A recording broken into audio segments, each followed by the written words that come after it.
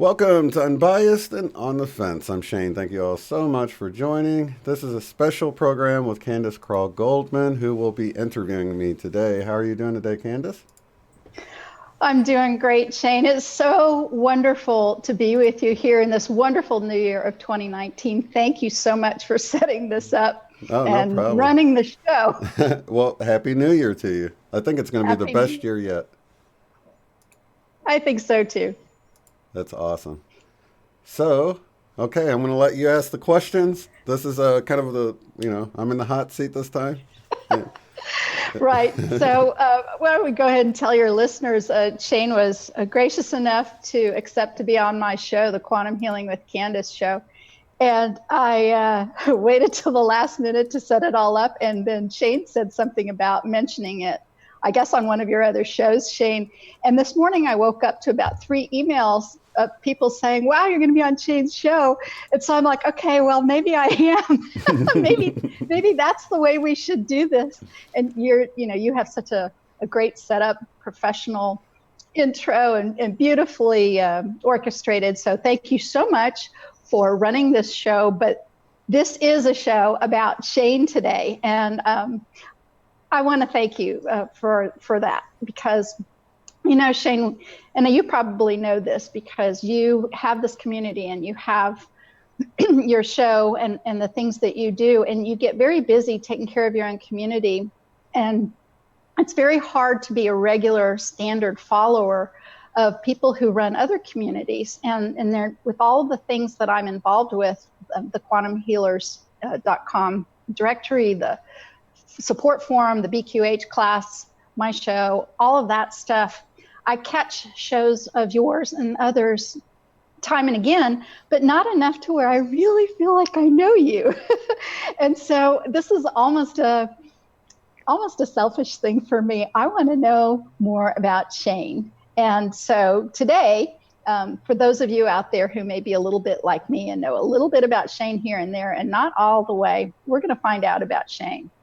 So tell us about you from the beginning. I know you live in Oklahoma, but I wondered, have you always lived there? What about your family? Who were you and how did you even get to be the Shane that you are now? Can you tell us a little bit about your background? Sure. I was actually born in St. Louis, Missouri, at Missouri Baptist Hospital, actually. And I lived there most of my life.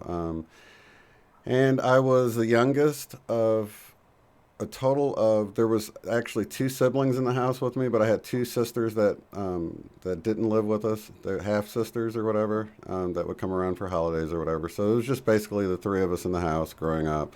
I was the youngest. I got away with so much, and my older siblings hated the fact that I didn't have all the chores that they had, and that my parents mellowed out by the time they got to me and all that stuff. So, and I think that's pretty much the same for everybody in their house or whatever. But so yeah, everything was great. And then my parents split up when I was 13, and for a while, for about, I don't know, I guess a summer or something, I went with my mom and my sister to Colorado, and I lived between Estes Park, Colorado, and Loveland, Colorado, in a little bitty town called Drake, Colorado, and we lived in a cabin.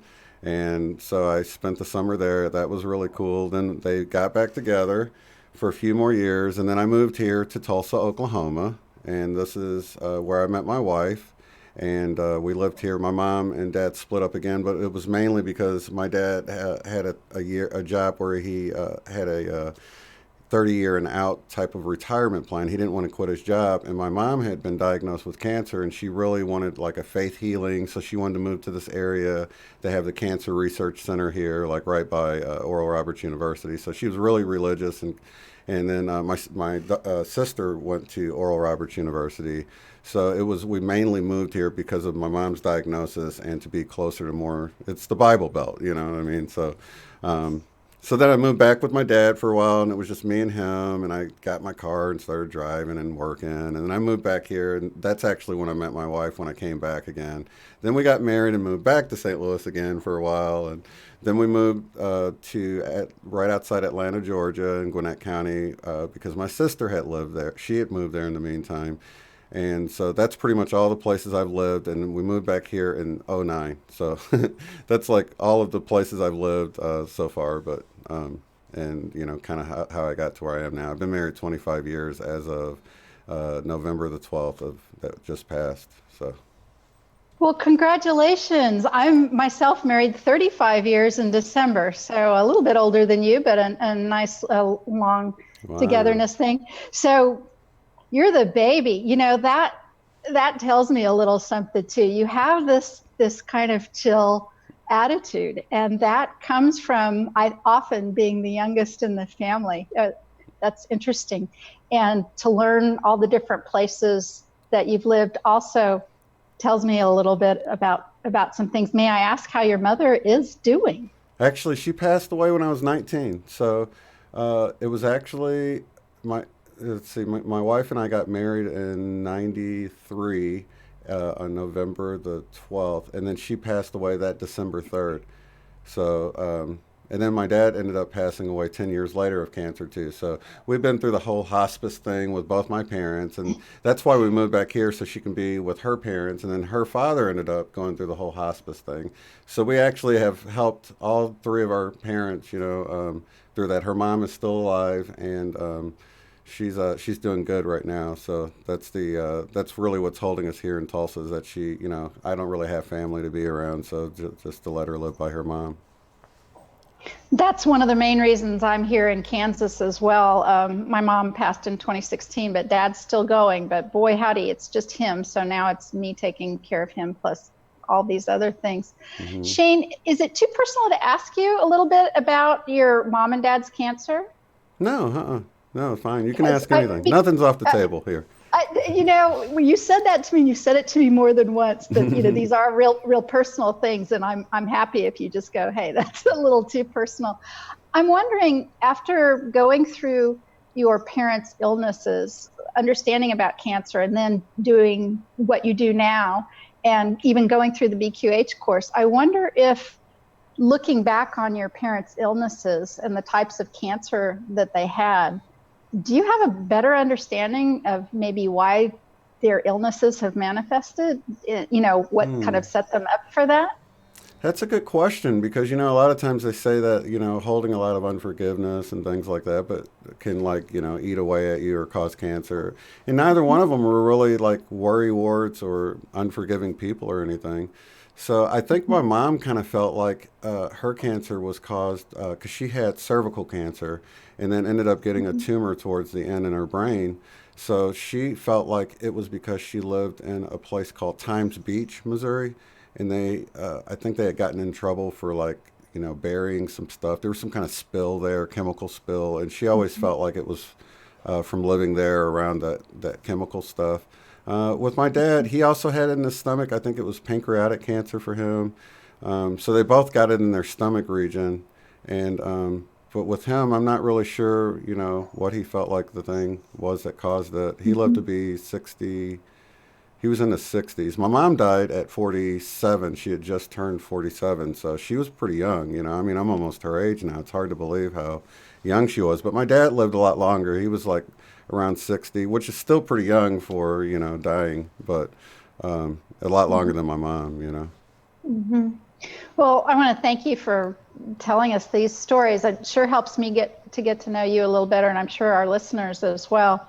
So, you know, one of the things we learn doing the work that we do, you know, some of these cancers, yes, they can have material causes like that, but they can also have ancestral issues. I know a lot of ancestral stuff is coming up to be cleared right now with these crazy energies. But I know the more that you do, the BQH sessions, and the more you kind of have your hand in this, the more these things kind of come together and some of the dots get connected. So I know you've talked a lot about, the Mandela effect and how that kind of brought you into the work that you did. And I know you've talked a lot about religion, and that's interesting. You were born at a Baptist hospital. It's the Baptists who have been the most contentious communicators with me. I think I even got an email yesterday on our directory from some Baptist who just had to tell me that everybody on our directory was going to go to hell because we meditate, stuff like that. Sort of like, oh, wow, okay.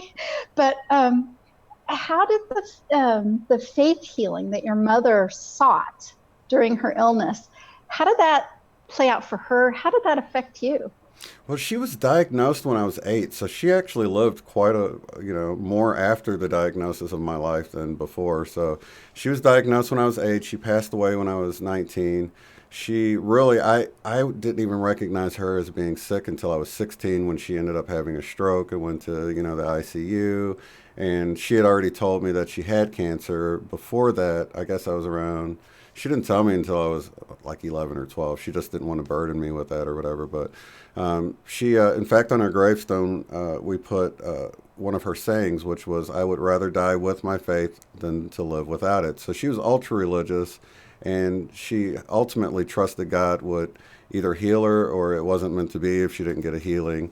So that's why we put that on her gravestone, because it really kind of summed up how she felt or whatever. But she went through a lot. And you know what? I think I view cancer now, it sounds kind of weird, but I see it as a blessing because while as a parent now, I understand that I wouldn't mind going through, months and months of suffering and hospice and all that.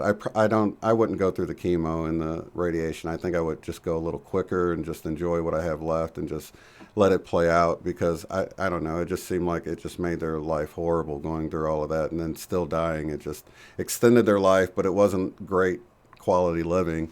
But I saw it as being a blessing because it gave us opportunities to say goodbye and to spend time and realize they're going to be leaving. I just think of, if it had been a car accident or something that was sort of caught you off guard, that would have been so much more horrible. I can't even imagine what that would be like to just lose someone in an instant.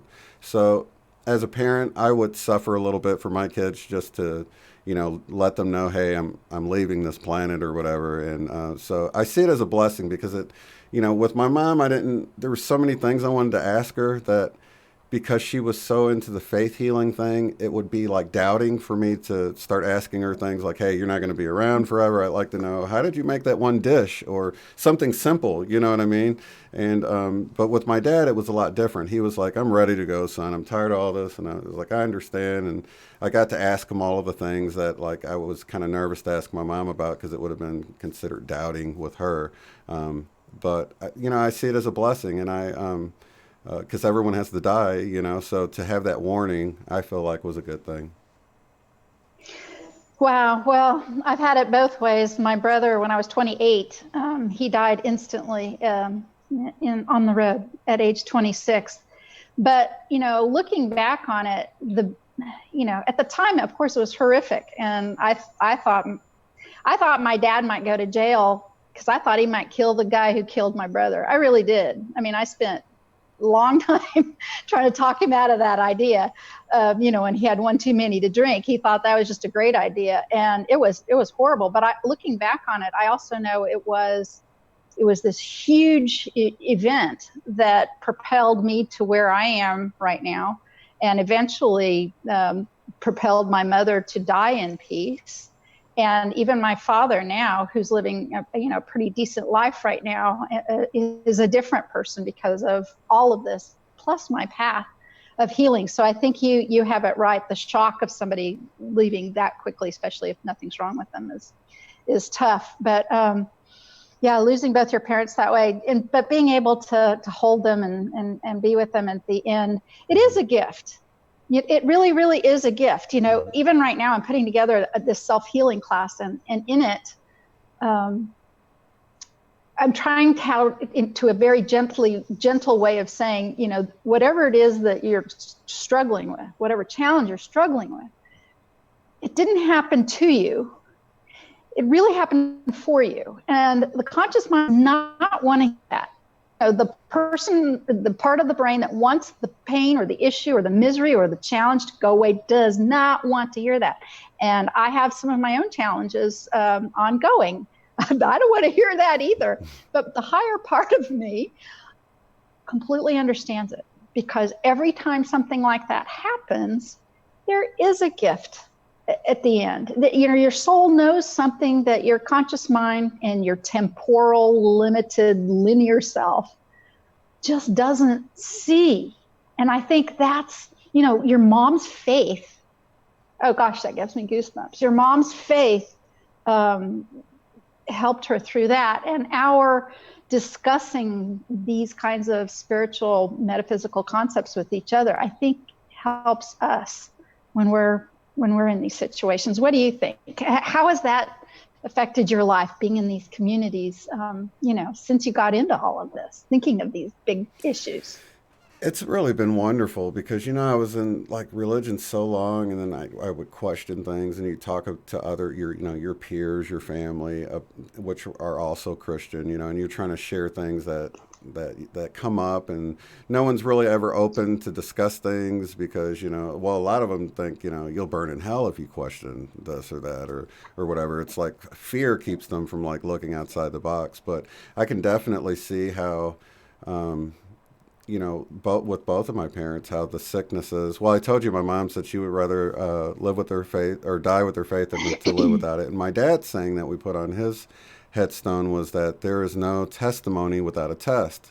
So you can really see how with both of them, it was really instrumental in creating the people that they were and that they died as being. And so, yeah, I think it's everything works together for good. And you can take things, I think of them as catalyst, as the law of one talks about.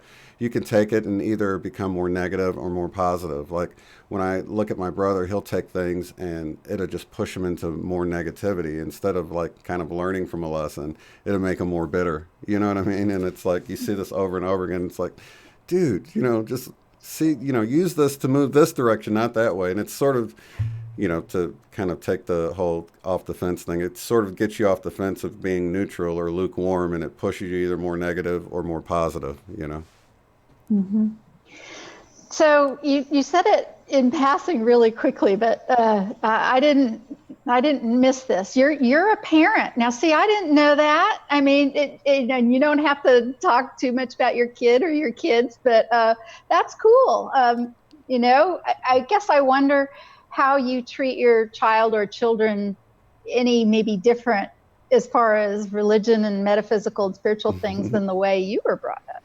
That's a great question because, my kids span so many years that I've got 5 kids. No way! 5! 5 kids, 4 girls and a boy. So my wife got pregnant right after we got married. So the oldest is 24. And then the next one is actually she'll be 22 the day after tomorrow, and then we kind of took a break for a few years. So the next one is she will be 16 in April 1st, and then the next one just turned 14 in December, and then those are the 4 girls, and then my son is 11. He's about to turn 12. So yeah, quite a range, like a huge gap. But now with the first 2.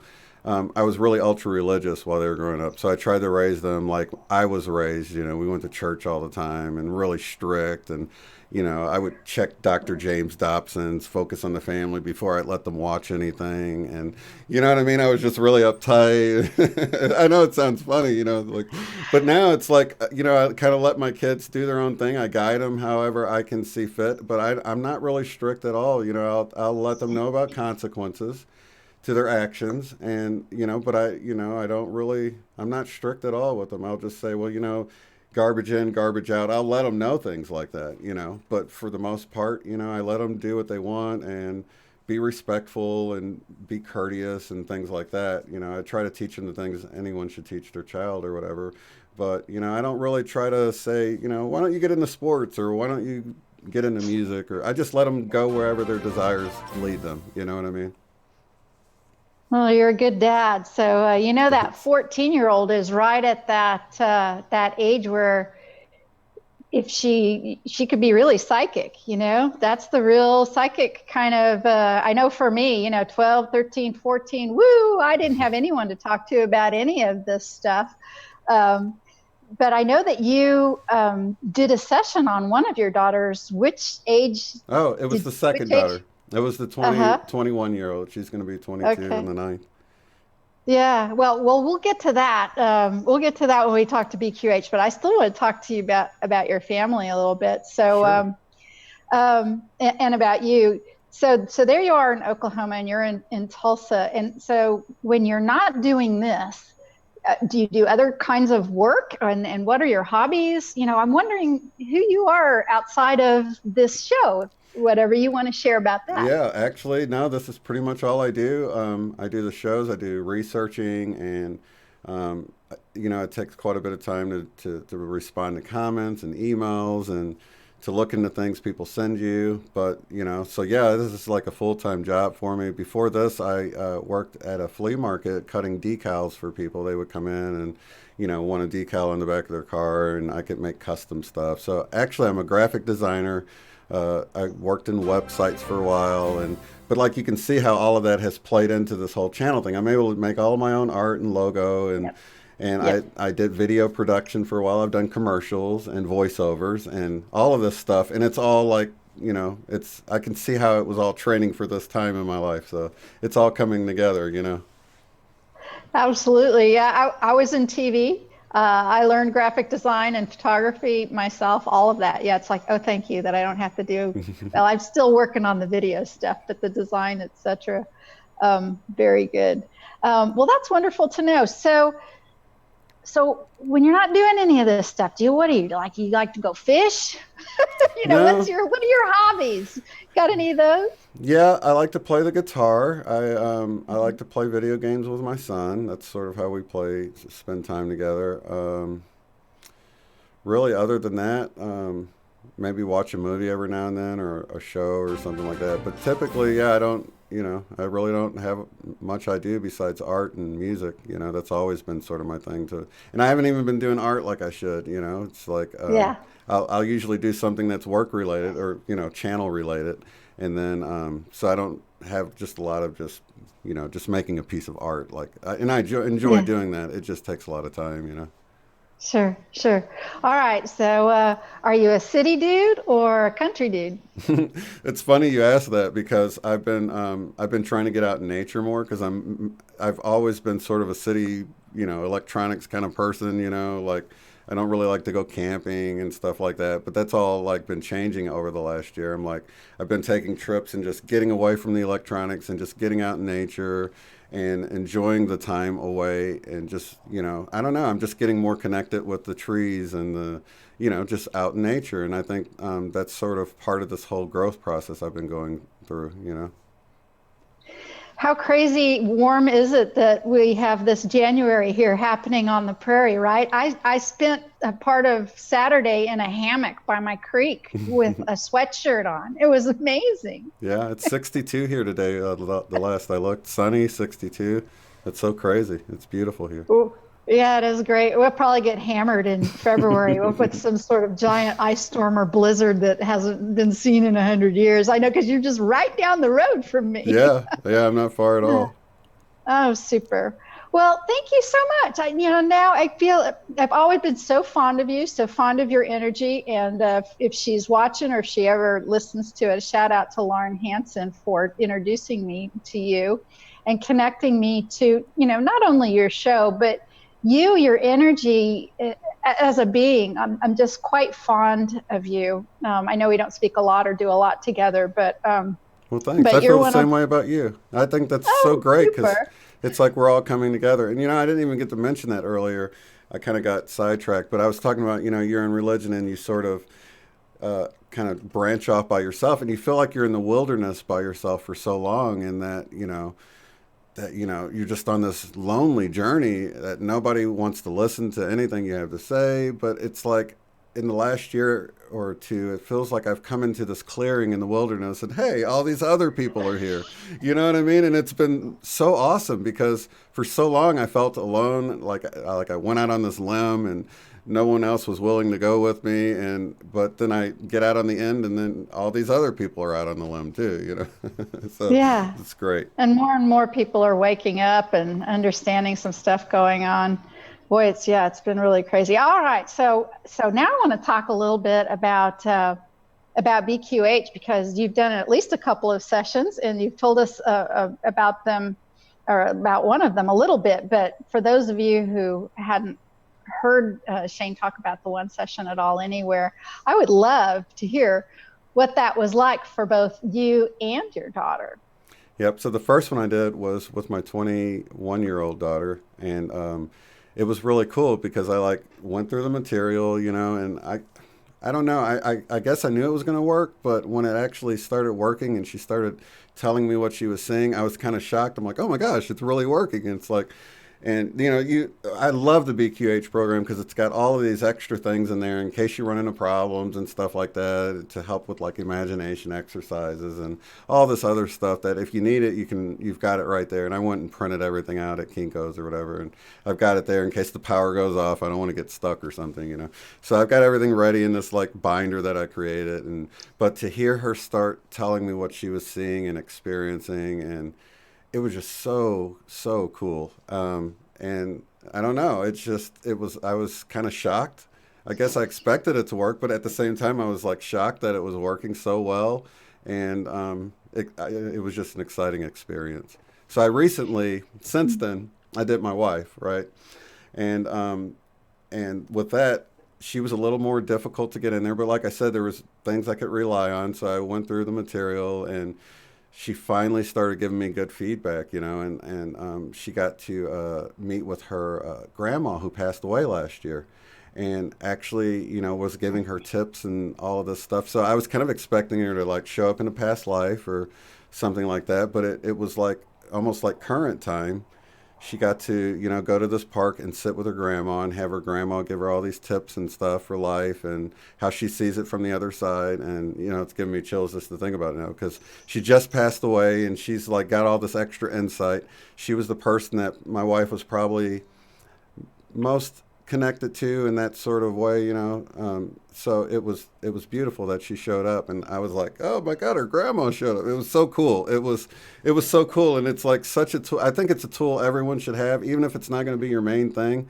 Like I don't plan on quitting this and going and doing that, but being able to do that, especially having these get-togethers where I can provide a session for somebody at one of the get-togethers or do something like that. Just having it as sort of like a tool in your toolbox of things that you can offer is such a great thing to be able to help people with if the opportunity arises. So I'm so glad I did it, and I recommend anyone to do it that just whatever you're doing, it's a great thing to add to whatever you're doing. Yeah, that's kind of the whole idea of BQH is its inclusiveness and openness to really, it plugs into just about everything. So thank you for saying that. How wonderful that your wife was even open to this, because, I've done something north of 1,100 sessions myself in a decade. And many, many of my clients, even happily married ones, there will be them that will say, unfortunately, my husband or my wife, they want nothing to do with this, or they're afraid of it, or they think I'm crazy. So how cool is it that your wife and you are, so similarly focused to be able to do such kind of exploration, and that she trusted you to do that really says something too about the quality of your relationship. It's beautiful. Well, congratulations. Yeah. tell her hello for me. Okay. How about your other kids? I know, so you've done the session with the one and your wife. Are they all that open? Because sometimes, it's all that's the same out there with other people. I Some think, children are the new ones, and some are like, I want nothing to do with what you're doing, mom and dad. yeah, that's funny you said that because it's like, I think some of them feel like I don't want to go under and spill the beans about stuff. You know what I mean? So it's like they might be better with another person. They might be open to it, but they, I'm dad, so maybe they're not as open to it because they feel like maybe they'll say something that they don't want me to know or something. Who knows what it is. But I understand because I would probably have, I had a lot of secrets growing up. Sure. So I'm like an open book now, but like when I was growing up, I don't think I would have wanted my mom to do it. I'm like, I might say the wrong thing or something, and you can't really take it back. So I get it. But at the same time, I think, if my sister and brother lived close by, I think they would be open to it. That's why I think it's just cost wise, if someone were to like learn to do it and then they're able to provide it for all the people around them, even if they don't want to do it with strangers or whatever, they can at least do it for their family members and stuff. So. Mm-hmm. Yeah, sometimes family members, we teach that. Sometimes family members are the toughest because, yeah, you really have to feel like that you can open up. But here's the thing. I've been through enough of these sessions and I've counseled and taught enough of them that you're not going to spill any beans. It's just really not going to happen. You don't lose yourself in that way. Your higher self would never take you in a position where it would be awful like that. I've never heard of it ever happening. Right. Everybody has secrets, some secrets that they would rather not broadcast either like this to the world and maybe especially to the family, which is why sometimes, having a session with someone you don't know, especially if you're holding something in that's really, bothering you or causing you distress in your life, it's easier to go to a stranger. But for those of you out there who are wondering, well, maybe I shouldn't because of that one thing, right. Know that you're probably not going to focus on that unless you really were poised to focus on it anyway. And then your higher self, is just going to see it you as an opportunity to come clean or whatever. But it really doesn't happen willy-nilly. And it's not ugly like that ever. And you don't completely lose control. That's a big thing to say to people out there, that it's really not the way movies and cartoons and popular culture makes hypnosis out to be. It's something a little different than that. Yeah, I think people expect that they're gonna it's gonna be like I fell asleep for 2 hours and I woke up. What the heck did I say? And it's not like that at all. I mean, some of the stuff might be hazy for you, or you might remember things afterwards if you're listening to the recording. You're like, oh yeah, or whatever. But it's not like you got lost and you have no idea where you've been for the last 2 hours. But I think a lot of people think it's like that, so they're like kind of nervous. They're like, I don't want to wake up to some disaster I've created or said something, but it's not like that at all. But I understand why they might think that way because of pop culture, like you're saying. But, even people like my beloved Dolores Cannon, she perpetuated that myth. She perpetuated it by saying, in my sessions, I take my clients to the somnambulistic level. She used to say that over and over again. There's videos out there where she is saying those words ad nauseum every year, and people are drinking that in. And, I pushed her. I pushed her for a long time until she finally admitted, and she flat said, well, my definition of somnambulism is not the same definition as the clinical definition. The clinical definition is sleepwalking. The clinical definition is you probably aren't going to remember anything. Dolores says, well, that's not my definition. My definition is, and then she would say, it's the person really feeling like whatever. They're flying like an eagle or heavy like a rock or, fighting a war like a Roman soldier, whatever it is, that they really feel like they're there. That was her definition of somnambulism, which is not the clinical definition. So this is one of the reasons some of this has been perpetuated. And there's a very small percentage of people who do kind of not remember anything, but it's so small and it's getting smaller. Yeah.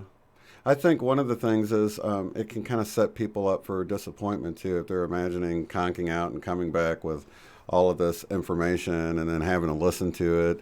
It's like it's sort of like if you can pump a movie up so much, you're like, you've got to see this movie. It's the most awesome movie in the world, and you pump it up so much that when the first person sees it, they're like, well, I thought this was going to be, it sets you up for unrealistic expectations. So I think it kind of hurts in that respect if people are, imagining that it's going to be that way and it really isn't that way, because a lot of times people will have little tidbits that let them know that, I wasn't just making that up, because why, where did that information come from? But then other parts, you're like, was I just imagining that? Was I just thinking that? And it's more like that because you're there the whole time and you're saying what you're saying, but you're really seeing it. It's just sort of wondering if it's, was it my imagination that was creating those sites, or was I really somewhere else or whatever? So I think there's always little things in there to cue you in on the fact that it wasn't just your imagination, though.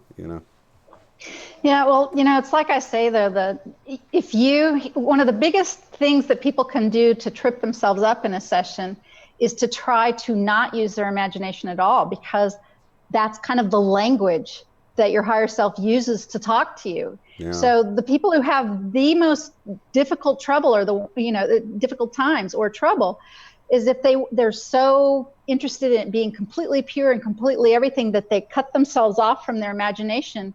They're not going to go anywhere. They've boxed themselves out of an experience. Yeah. Because I say it often that the higher self's language is the imagination. And once you get on this idea of trusting that and just trusting what's coming through, that's when some real key discoveries and insights can happen, and some real beautiful healings very, very often. But not, here's the thing. What we're trying to do, most of us anyway, is to do something different than the traditional, conventional concept of what medicine is, which is something's wrong with me. I go to my doctor or go to my hospital. They fix me. I go home. This sort of thing, this exchange, this agreement where you give everything over to somebody else. Somebody else does something. You go home and something's different. The whole idea of doing quantum healing is that you participate, that you're in charge, that you're creating this, that it's within you, that all of these things. But we've been so ingrained with this concept of go to somebody, get fixed, go home, that's still kind of happening. When clients come to practitioners, they still, I'm going to come here, I'm going to lay down, I'm going to, pay your fee, I'm going to wake up, I'm going to have no more problems, and then I'm going to go home forever and ever, and everything will be perfect, and I'll live on the clouds, Yeah. And it's not that, but that doesn't mean it can't be extraordinarily brilliant, beautiful, and even miraculous, because it certainly can. And I've seen that enough that it keeps me quite engaged with this work, with its possibilities. And, hundreds of people now have taken the BQH class. It's only been available for 6 months, and hundreds of people have taken it. I did want to mention to you, you might not even really realize this, and those of you who've taken the course, especially if you took it early on, may not really realize it if you haven't revisited the course. But every single month, I add another webinar. Every month, another hour's worth of content goes on to the class, and we pick different things to focus on. Often there's a Q&A section, and those are, of course, very helpful always as people come in and experience sessions. But we focused on a lot of things like marketing. How do you let people know about your practice? We've done that. We've done mock sessions, which is well, what if I say this, or what if this happens? And we've done some play acting back and forth. And the one that's coming up this coming Saturday, we're actually going to talk about something called surrogate healing using a BQH session. And so that is for, let's say you have a loved one who's in a coma, or you have a child who's, 6 years old or something, or you have, in my own case, both of my parents were elderly, had extreme issues going on, had no opportunity to participate in a session because of their hearing, because of medications, because of some other things. And they were both, Shane, in 2015, 24/7 oxygen. They both had their own compressors, their oxygen compressors in the same place in the middle of the house. And they would kind of come and go, dragging their oxygen lines like that. And it was awful. It was awful to see. My heart, my mother for congestive heart failure, my father for COPD. So a little different, causes, but they both were having trouble breathing. They both went they both benefited from a surrogate healing session. I wasn't even involved. It was two other quantum healers, and they did sessions. They were quite different time periods. It wasn't both at the same time, because my dad had his first, got off oxygen. My mom's like, hey, how about those ladies doing this for me? Right. And you know what? She didn't even know when. She did not know when this session took place. Oh gosh, I'm getting goosebumps. She woke up the next morning and took her oxygen off, and she never had to have it again. Wow. Now, that didn't mean she wasn't cured of congestive heart failure. That did not happen. But her life became so much easier. She didn't have to drag around the tanks. She didn't have to, and even almost more than that, her attitude changed. Her attitude was completely different. And she actually suffered a stroke that ended up complications taking her life some months after that. But the time between her surrogate session where she got off the oxygen, the time between that and her stroke that basically took her out of this human existence, some of the most beautiful months I've ever spent with my mother. That's incredible healing as far as I'm concerned. Anyway, we're going to talk about this idea of surrogate healing in our webinar on Saturday. So for those of you BQHers, check the forum. It'll be a Zoom invitation, and they're all recorded. And all of these recordings are put right back onto the course. So those of you who've taken the course can watch the replays.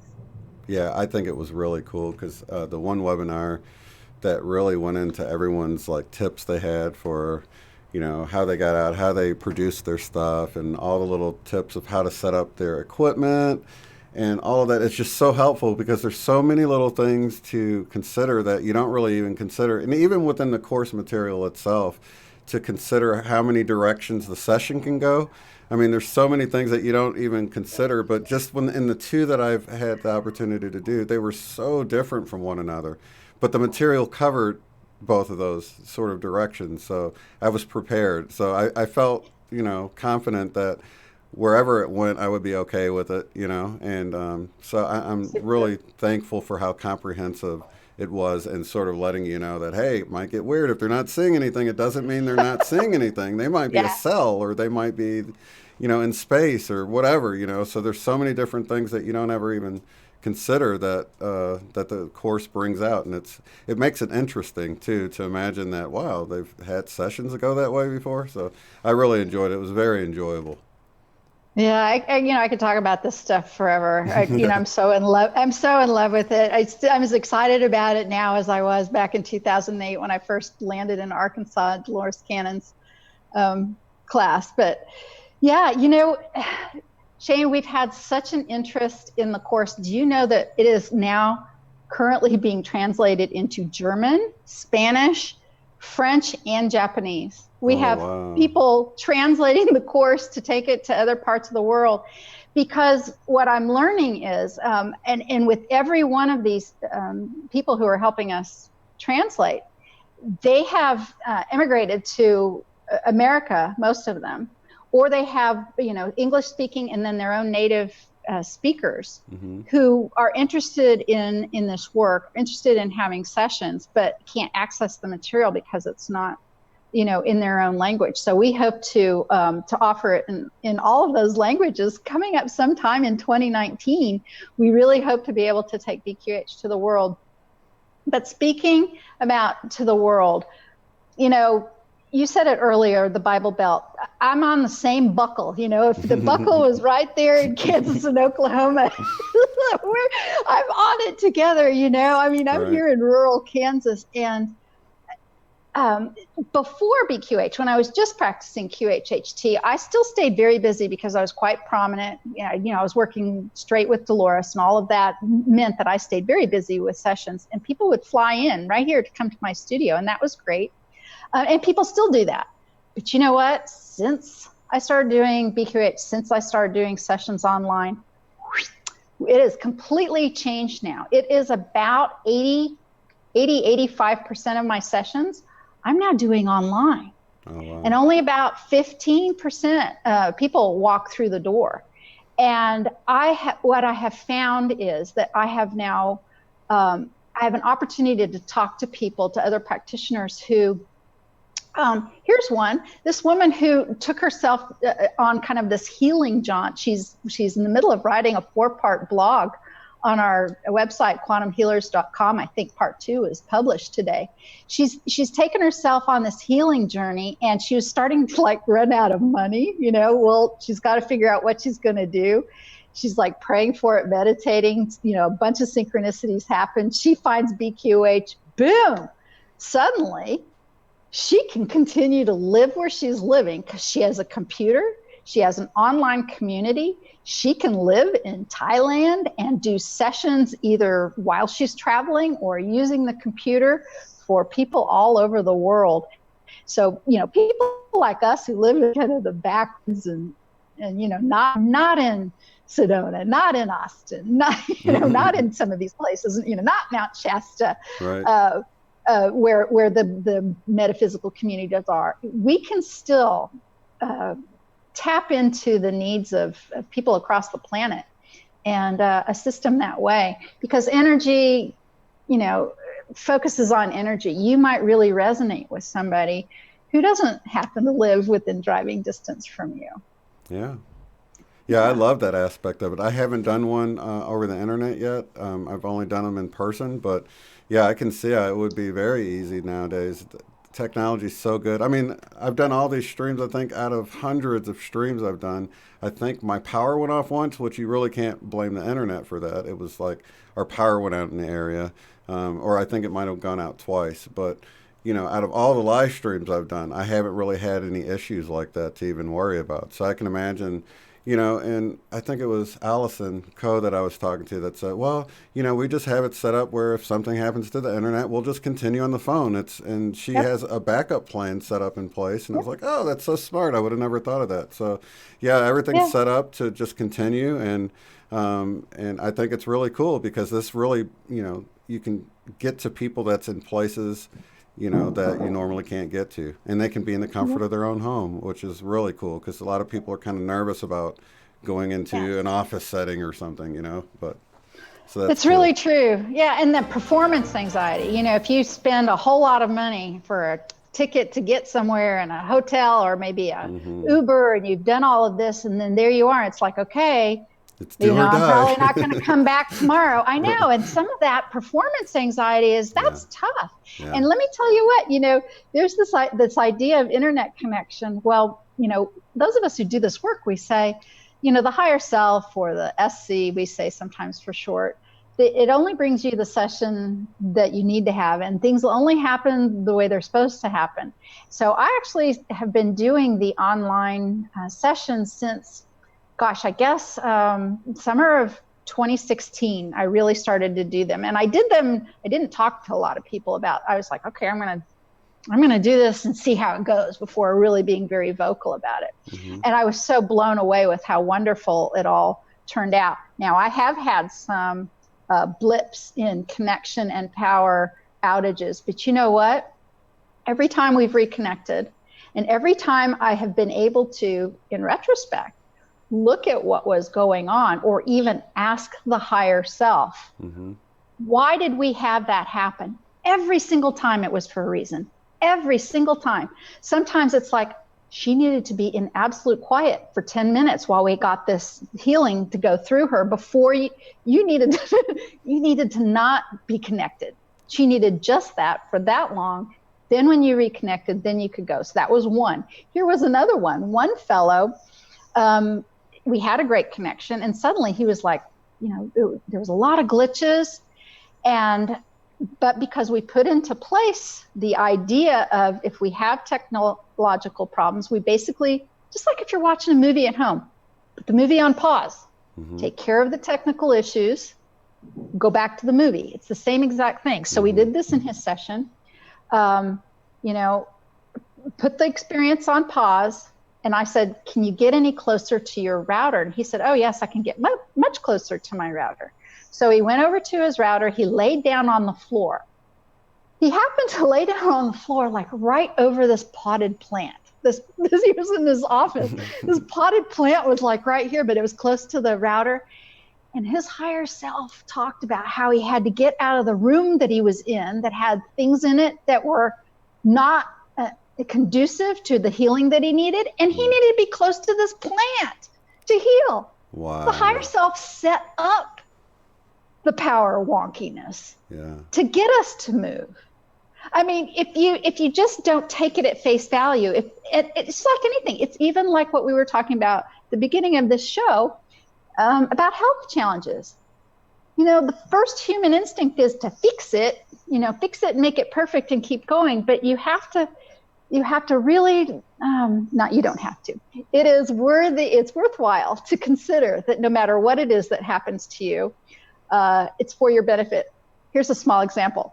Yesterday, I was trying to trap another stray cat at my farm. I just found a stray cat at home and 2 more showed up. I'm a little afraid about trapping these 2 cats because I'm afraid then 4 will show up.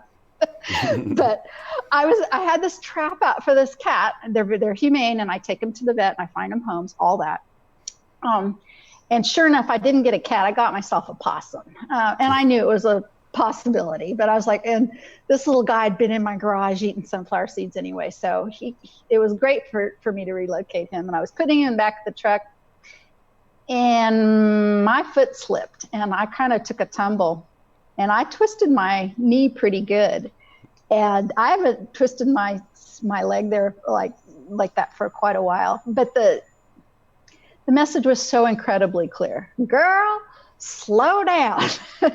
Slow down. So I've been hobbling since then, and I've been smelling a little more flowers that way. I've been doing things a little slower and really laughing at myself, knowing that the energy of pulling myself to the thing that would get me to slow down was exactly what I needed. And I'm sending myself love. I'm sending my leg love. I'm sending the possum love. And I'm taking things a little slower and going. And I'm going to focus on this in the healing class a lot. If you can make yourself at least consider to be exactly what you purport, unbiased and on the fence, if you can get yourself on the fence and try to look at something a little more neutrally, you have the opportunity to see how it could possibly be a message or a gift, not a punishment. Not that thing, not the old way of looking at things. Louise Hay, the indomitable Louise Hay, the way she even wrote her book, the first thing it's said that was the first thing that came out of her mouth when she was told that she had cancer was, "Yay, that's wonderful." And part of you wants to think that's crazy. I mean, you, me, the person down the street told you I have cancer, probably not going to have that reaction. But see, she understood this. She understood there was a gift in there somewhere for her. She just didn't know what it was yet. And it was with that attitude that she took that she was able to come out of it. And that also doesn't mean that if you don't come out of it, you did something wrong, because that's a little too simplistic as well. I want everyone else out there to know that as well. But it's an important concept to think about when anything happens to you, twisted ankle, car accident, disease, or anything. It's funny that you bring that up, because that's one of the things I've noticed. It's like the more you look into the things that happen, and, I was explaining all of the jobs I've done have really helped me in what I do now with the YouTube channel. Like, we were talking the graphic design and the video production and all of that stuff. And once you look back on stuff and you really see how it seemed to be coordinated and orchestrated, it helps you move forward in exactly what you're saying, just sort of trusting that there's a reason for everything. And like you said, if there is a disconnection, now that's the first thing I'm thinking. Why did this happen? Not why in the sense of why universe, but really like, what am I missing here? There is a reason. Yeah. Nothing happens by coincidence or accident. I don't believe in accidents or coincidences anymore. I believe everything is orchestrated, and there's always a silver lining, but there's always like a little bit of a message in there to get with whatever happens, even if it seems like it's small and insignificant. If it catches your attention, find the message there. And the more you look, the more you find them. So that's why I'm a strong believer in this whole thing you're talking about with really looking at the meanings of stuff, because you'll always find that message, you know? Yeah, no matter what it is. I'm sitting just feet from my front door here, and in warm weather, sometimes with in-person clients, when we're done, I take them out there and we sit in the sunshine. They can ground. There's a little sidewalk there, and I was having this exact same conversation with this woman about watching everything. It didn't matter what happened. Whatever came by that would capture just exactly the way you put it. Shane, do you know that I just finished saying that, and all of a sudden, down the street, coming right towards us, was a little dust devil, this little vortex of a dust devil. And it came and it sat right in front of us like this. And I'm watching this woman, she's going, and the little dust devil pulled up some leaves like that and went down the road. And that gives me goosebumps just thinking about it. It was like, it's exactly it. But that sounds crazy to other people. They're like, you're just making, you're finding meaning in meaningless things. It's like, no, just look. And the more you look to try to disprove it, the more you find meaning in it, the more you notice more things. And it's like, you can't help but notice if you consider it, and it does sound crazy to some people, but for me, it happens so much. It would be crazy not to recognize that there's purpose in all of these things, Shane, I hope you let me indulge you with a story about a session I did once where this proved to be, it was so incredibly entertaining. I wrote about this on our Quantum Healers blog, and I may not even remember every detail of it right now. But so I had a session in the morning, and so I'm doing my farm work, my farm chores before the session, and I'm wondering, as I always do, how the session is going to be. And I'm walking down the dirt road there towards my barn, and I'm thinking about the session, and I see this rabbit. Well, that's no biggie. I live in the country. I see lots of rabbits. And then I saw another rabbit, and then I saw another rabbit, and then I saw another rabbit. I think I saw like 8 rabbits, and about 6 of them were running around the horse paddock between the horses' feet. I mean, not baby rabbits that like got stirred up or something. These were like full-grown rabbits run in the middle of the day. I'm like, what is going on? And then I'm like, okay, this is interesting. And then what ends up happening is about 7 different animals. So that was the first one that alerted me. 7 different animals did something completely weird between the time that I left, fed the horses, came back, got in my truck, came out here to the studio.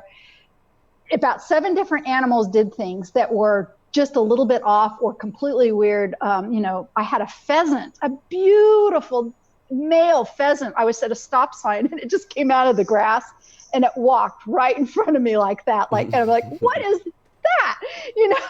And there was these other things. And then the very last one, I remember the very last one, there was a turtle and some other things. There were a couple, 3 birds and some other things. And the very last one was, I was just coming into town and I was thinking, well, that's got to be it for the animals, messages. I'm going to be asking about this in the session today. I'm sure it has something to do with the session coming up, right? And I'm coming into town. The last thing that happens before you come into town, there's railroad tracks. That's kind of your entrance into town. And I'm coming up to these railroad tracks, and there comes this buck. And he's so beautiful. And he's got these antlers that have he's so close, I can see the fuzz on his antlers. And he crosses right in front of my truck. And he goes into town. He goes into town. And I'm like, what's going on? And I kind of, I'm cataloging all of this, and it's so entertaining. And the joy, right? The joy in this, absolutely knowing that these are energetic things that have to do with the fact that this woman is intending, we're intending to do a session together. I'm like, I am sure this has something to do with that. So it's an online session. I get online with this person. And the first thing I ask her is if she's an animal lover. She says, not really. And I'm like, okay. And she has this session. It doesn't have to do with animals. It doesn't anything. But nothing seems to connect to it. So I'm still, but when I get to her higher self, I ask about every one of them. What did those rabbits mean? It means she needs to get moving. She's not moving. She needs to do this. She needs to do that. What did this? Every single animal meant something. And that last one, I think, was her animal totem. And she was to call on him for strength, for other things like that. It was just astonishing. Wow. It was, and the reason is because her higher self said, we set this up because she has such a strong analytical conscious mind that she was going to question the experience, but we sent these animals to help her understand and to emphasize some of the information that we wanted her to get out of the session today. And it was extraordinarily beautiful and fun. And I think that's what I love about it. I had no idea. I'd never had anything like before that or since. Yeah. And that's what happens when you do this work. It constantly surprises you. Yeah. And it's like, that just goes to show how much we should be paying attention, because she wasn't even paying attention enough that they could show her the animals. They had to show you, because nothing happens for, no reason. There's always a reason in there. So you presented those questions beforehand, so you could see how it was all set up in a way that she, like, are you in animals? No, well, I kind of had these things happen. And then you ask about them, and then there's explanations that come out her mouth. So you didn't even, so it all connected in this wonderful little puzzle, you know what I mean? The little pieces came together. Yeah. Yeah, it's so much fun. It's so much fun. That's awesome. I wanted to ask you, switch gears a little bit. I wanted to ask you how you found and how your community is finding, the recent energies on the planet, because they've been kind of intense, haven't they? Yeah, they have. And you know what? It's like everyone's sort of on their own journey with the whole energy. Some people feel like, well, I've been down, and it's just sort of grouped together, I guess. There's people that, felt like they were low and now they're feeling high. Others that felt high and now they're feeling low. And I really think it's just, I think we all really we're just kind of on our journey, maybe as a whole too, but we're just on our individual thing, and we're sort of experiencing things. Things are coming up on an individual basis that we need to take care of and things like that. But there's definitely a lot of activity going on. I would say that it's just, there's no really blanket statement to say, well, everybody's high vibe right now, because it seems to really just depend on the person, Yeah, the thing that seems to be universal pretty much for me is it's sort of a ramping up. Yeah, things are happening faster. You know how we've said in this community a lot that, well, we're doing this because you manifest, you create your own life, but there's this lag, right? Well, I think the lag is shortening. I think it's shortening a lot in 2019 from what I can see. Not always, but I think that it's trending in that way. I also have found that the dream time for a lot of people is a lot less jumbled or a lot more connected to things. Dreams have been very significant. Some people have been having some wild experiences during the nighttime. For me, most of my dreams seem to be, most of them regular dreams, but they will connect up to something that happens the next day in an incredible way, kind of like the animal thing, that you don't know how that works until the next day. And that's been pretty consistent for me as well. And that's another way that your higher self speaks to you, by the way, is through the dream state. And, if something intrigues you about your dream and catches your attention, see where that plugs into your life in the next little while. It's not always prophetic. It's often symbolic.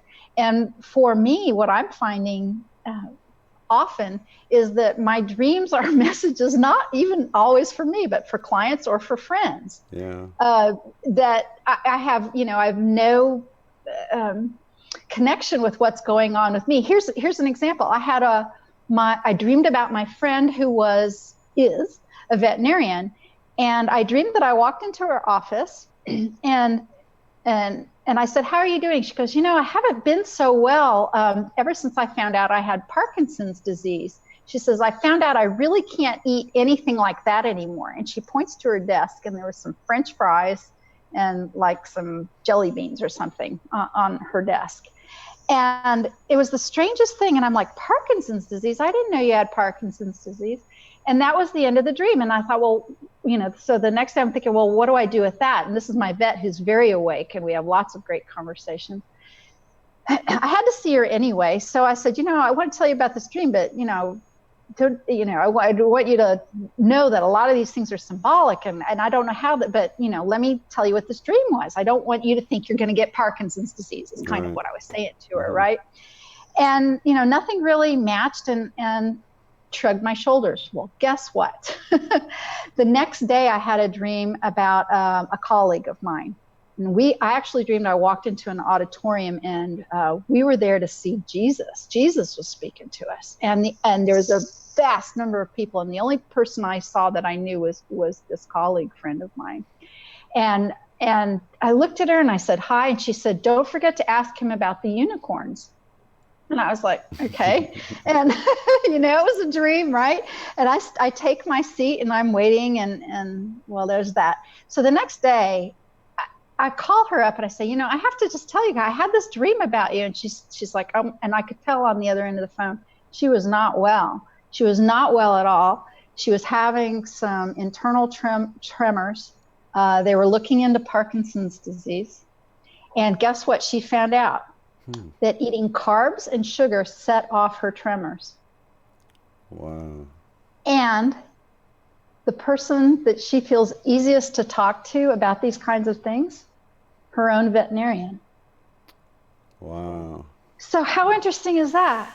It's crazy. Right? Yeah. That's right. Wild. So, it didn't have anything to do with my friend, but it had to do with carbs, sugar, tremors, and whatever. And the good news is, by the way, everyone, we continue to follow the dream, follow the Jesus dream and everything. We did some healing, some surrogate long distance healing, night and day. Did you figure out the unicorn part of it? Well, there was mystical connections, some dreams that she had, and that she had just picked up a unicorn costume for her granddaughter at the post office. Oh, wow. That's crazy, which may or may not have anything to do with the other things. Or maybe it was to mention now on the air about the unicorns, and then for me to lead into a Mandela effect, that unicorns is now in the Bible. Did you know that? No way. Yeah, there's unicorns in the Bible. Way. Yeah, no joke. Like, and people are, it's always had unicorns. I'm like, no, dude. I'm like, if it had unicorns, I would have remembered it has unicorns in it. How could you forget? Wait, what was the reference? Because I just watched a really weird reference about unicorns being everywhere and what their symbology was. What's the Bible reference? Truth Stream Media? I think they did one. It might have been. It might have been. Yeah, it's a gal who's like, she took a bunch of pictures and said she saw them everywhere. And it seems like they're like in everything. Yeah. Here, it was actually a well done video, but it kind of ended kind of crummy, kind of negatively focused, but I don't know, Let's see. Will the unicorn be willing to serve? Job 39, 9 through 12. Unicorn. Huh. Yeah, I think it's in there several times, but that's one that you can find, Job, in the King James Version. Unicorn in the Bible. Can you believe it? Well, I'm no Bible scholar, but I never remembered a unicorn in a Bible. My goodness. Yeah, it's crazy. It's like the more you look into this, it's like it comes up all the time. I have to really, In Truth by Grace, is that the channel maybe? Are you telling us, Sherry? Affected Collective maybe? Everybody's, chiming in on where the unicorn would be. Sure. But and we haven't really talked to a lot of your listeners either. And I want to thank all of you who are listening to us chat today and supporting both me and Shane. Really appreciate all of that. Well, we haven't been missing any questions, so we're good. Okay, good. Hey, excellent. Suso and Angela, I see they shouted out, but no questions. They're just enjoying the conversation and excellent. Chatting it up. Well, I know I have. Here, I wanted to ask you something I've been thinking about this Mandela effect question for a really long time. Sure. And maybe it's something that you have thought about or that you've answered on multiple occasions.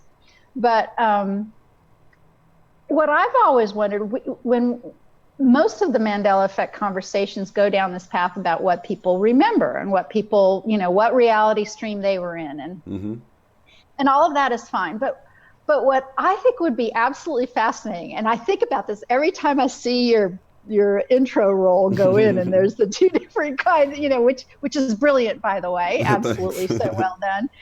I always wonder if I could pay someone to research, to go to each, especially the big ones, I would go to either the artist or the inventor or the producer or the writer or the musician or the novelist or whoever, the movie director, everyone in the movie, like Field of Dreams or whatever. If you interviewed all the people in Field of Dreams, they all have the same.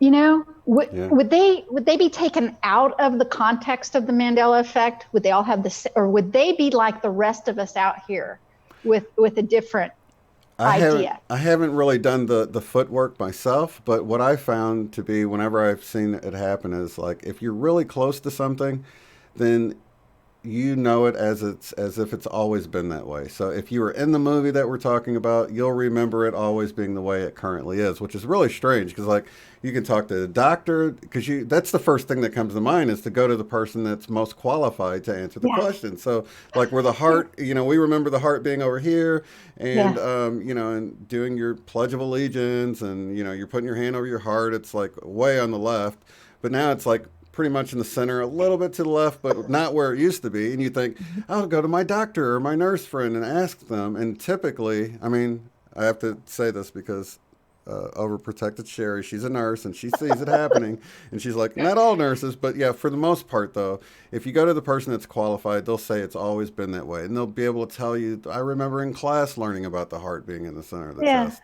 And it's just weird, It's so weird. Well, yeah, and it flips around. I think it flips around depending on where you are. What would be interesting to be able to note too is if somebody like documented their, maybe they thought there was only 5 moon landings last year, and this year they think there's 3, right, or something. Where they are on their scale, and all I know is. It makes my marriage so much better because my husband and I never, ever, ever argue about these things anymore. We just simply say, well, in my reality, this is the way it was. And in your reality, it was that way. And then we don't argue about anything anymore. We go, oh, well, and then we just go on from there. And neither one of us have to freaking be right. Yeah. You know what I mean? And I think that's kind of, it's a funny way of explaining it, but it's also a wonderful way of explaining it. As an example, I had a very tiny interchange on Facebook the other day, and somebody just really, really wanted to argue with me and debate with me about something, and she just wasn't going to let it go. And I thanked her for her opinion, and I was, just like, I'm not interested in debating anybody about anything. I remember feeling a kind of thrill about the concept of debate. It's kind of a sparring thing, I want nothing to do with that anymore. If somebody tries to get me into like that kind of thing, I'm like, okay, just whatever that's fine. Yeah.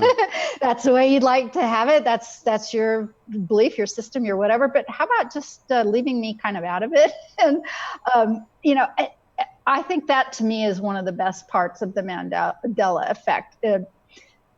For those who are awakened, they realize that arguing about it is kind of this waste of time.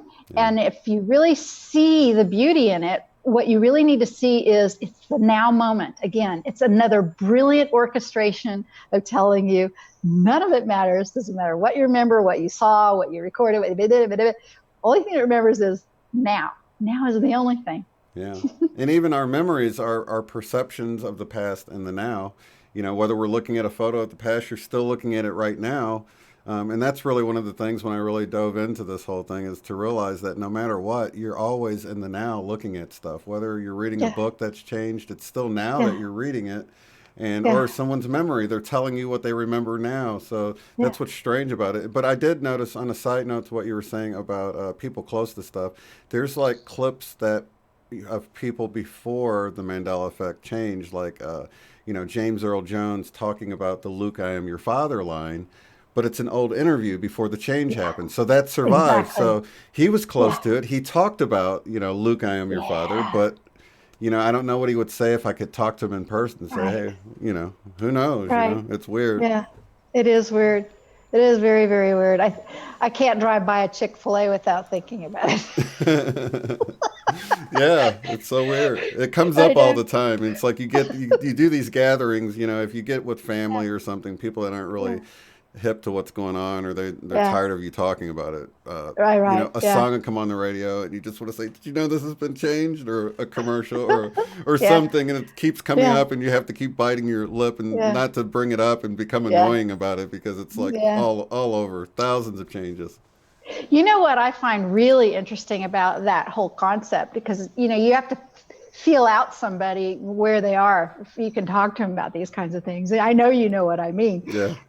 And some of those people, though, what you can tell when they want to bring you the proof, like, I will show you, here's the proof, meaning it doesn't even matter what it is. It doesn't matter if it's Chick-fil-A or a movie or whatever. It doesn't matter. What they do is they give up their entire perception and power to tell you, go to this authority. Look at this authority outside of you, outside of me. This is the authority, right? We're not the authority. This is the authority.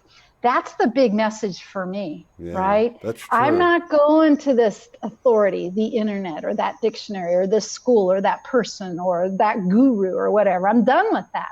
The authority is just right here. Yeah. That's so cool and that you I'm brought not that going, up. Yeah. yeah.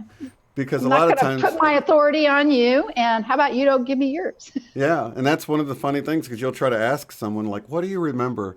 And a lot of times people will reach for their phone and go to look it up. It's like, no, Right. go off your memory. What do you remember? And then you tell them it's wrong, and they look it up and like, no, this is how it's always been, and they still trust something over their own mind. But yeah, you're right. It's totally like, go within and tell me what you remember. And then people like, well, everybody's misremembering. I'm like, misremembering the same exact thing, though. Like the thinker statue. Why don't some people remember it like this or something? You know what I mean? It's like, why is this the thinker pose with the weightlifters? And I mean, it just seems silly, because I would have never picked this if the statue hadn't. I would have went probably like this or something for thinking. I don't know, but it wouldn't have been the fist to the forehead. So I know it's not misremembering in that instance. Yeah. Yeah, so interesting. It is a fun topic, gosh. Though. Yeah, it is. Hey, we've been at this for a while.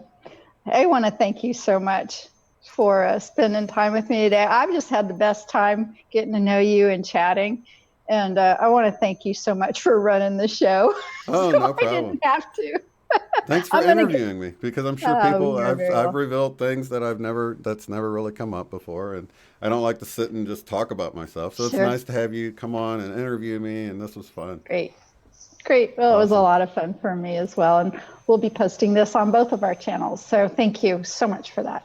No problem. I want to remind you guys that the link below to the BQH is down there. So if you are interested in taking the course, I highly recommend it. In fact, I try to put the link in all of my videos just so people might stumble across it, but definitely worth knowing how to do and having it as part of what you can offer to your family, friends, or even, if you want to do a career thing out of it or whatever. So, awesome. So thank you. Use Shane's code to get 10% off the course. So thanks so much. And it's only getting bigger and better, adding more things to it, and the community is getting bigger and better. Also, and I'm going to send you a new photo of me, a new graphic, because we are quantumhealers.com now. Here, I just lost my train of thought. Oh, I know what I was going to say. The quantumhealers.com, we're going to be sometime, if 2019 is as great as we hope, it's going to be a unified platform. So right now we've got the class on one website. Of course, it's all linked. But the directory is quantumhealers.com, and then our forum is hosted by another platform. But we are really working towards the idea of a unified platform where everything's in one place. And what I want to talk about, one of I met her through your community, Suzanne Bertalis, and she teaches her modality. I think she calls it Kishi, and some some other people out there, other healers are coming up with their own ways of assisting, helping people either using or teaching their own modalities. And our forum, our support forum, and our directory is uniquely set up to support healers just like you, who don't really fit in the box of other perhaps groups or communities. We're here to support you in your own unique endeavors, and we feel that everybody's individuality and authentic presentation to the spiritual and healing community is worthwhile, and it doesn't have to do with numbers. We're here to support you, so check us out. Yeah, I really love that too. And I want to thank you for all the work you've put into this. I'm so glad that people are getting the course, and it's really well made and well created. It's rich in content. I love it. So thank you so much for making it more possible for people. Because thank you. Yeah, thank you. So I really appreciate that. That was a big part of it all. Well, I thank you too for everything you do for the world and for the time you spent today. And I thank all of you who showed up today to listen to us. Thank you all out there. Okay, lots of love to everybody in the chat, and we'll see you on the next one. Thanks again, Candace. Thanks. Bye. If you'd like to support the work I do, go to paypal.me/UOTF. Thanks.